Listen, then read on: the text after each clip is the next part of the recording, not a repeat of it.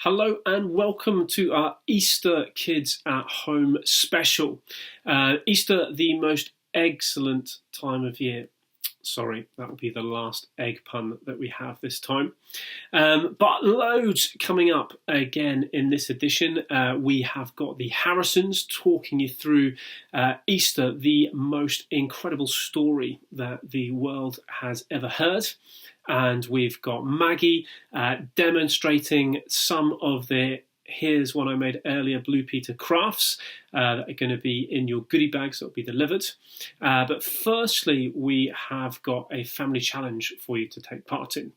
And it's a seasonal classic, the egg and spoon race. But it's an egg and spoon race with a twist, because also next week we have the return to grassroots football, meaning the Lighthouse football teams can again play for the first time this year. And seeing as people are a little bit out of training, I thought it'd be a good idea to combine a football training drill with an egg and spoon race. So let's see how the rest of the family got on with that. So here we are, the course is set out. They've got to dribble the football in and out the cones whilst holding their egg and spoon. Then they've got to get themselves through the hoops, and the first one to dribble the ball into the goal. And no, Jen, you can't hold your finger on top of it. We all know that that's cheating in an egg and spoon race. So, are you all ready? Quickly retrieve your eggs. I have to say the 40-mile-an-hour winds here are probably not going to help matters in terms of how they get on. So on your marks, get set and go. Keep those footballs under control whilst in and out of the cones. Oh, you've dropped it, Cameron. You've got to go and get your ball. You've got to go and get the ball and take it back. Well done, Jen. Isaac's got good pace. No, Cameron's dropped it again. Isaac's in first. Keep going, Jen. No, because you haven't finished it yet. Your egg dropped miles away. Keep going, Jen. Could get. Well, you're supposed to dribble it in, but we'll take that. Dribble it in, but we'll take that. Well done.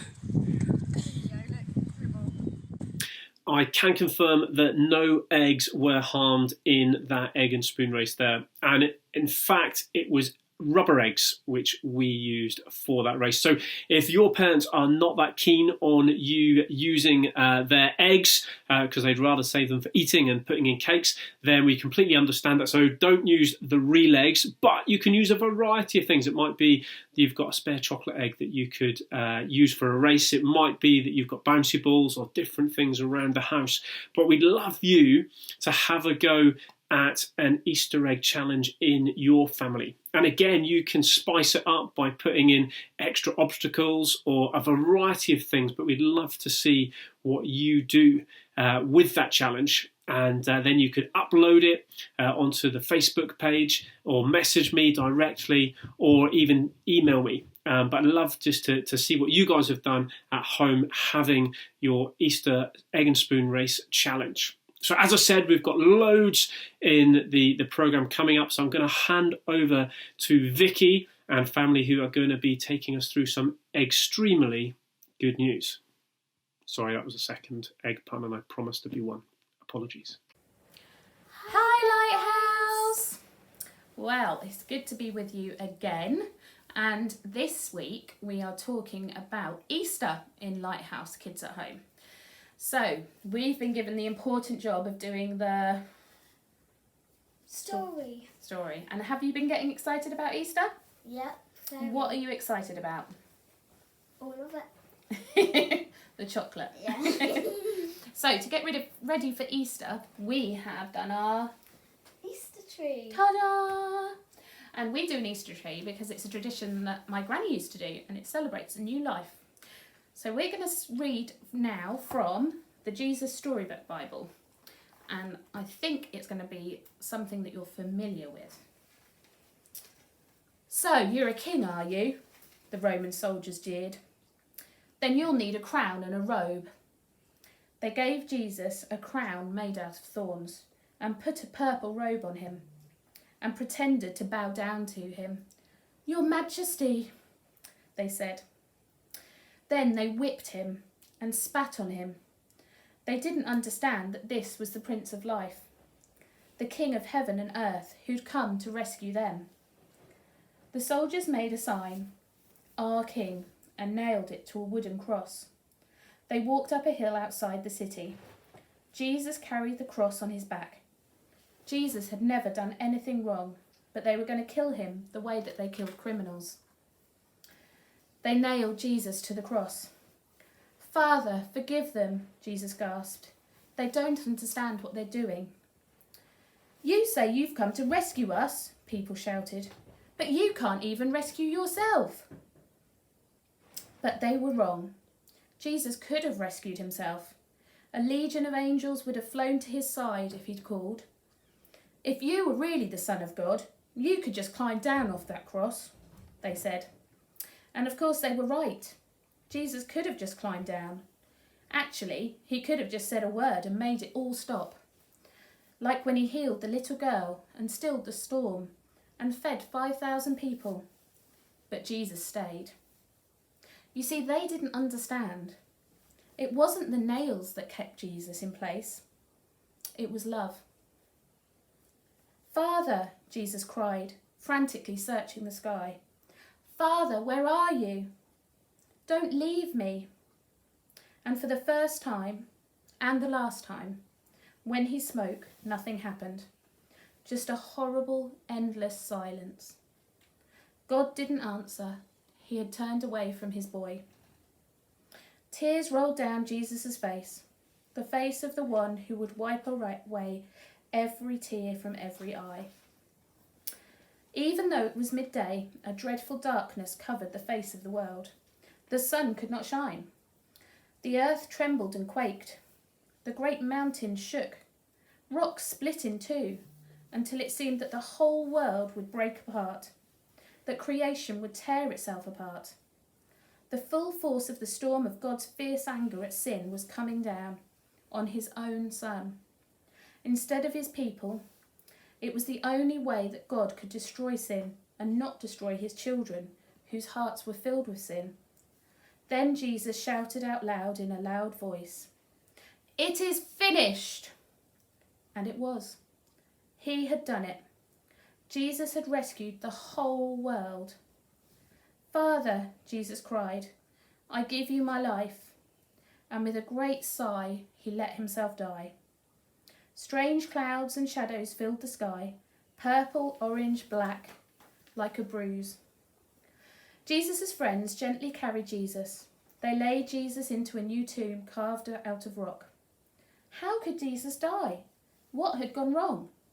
What did it mean? They didn't know anything anymore, except that they did know their hearts were breaking.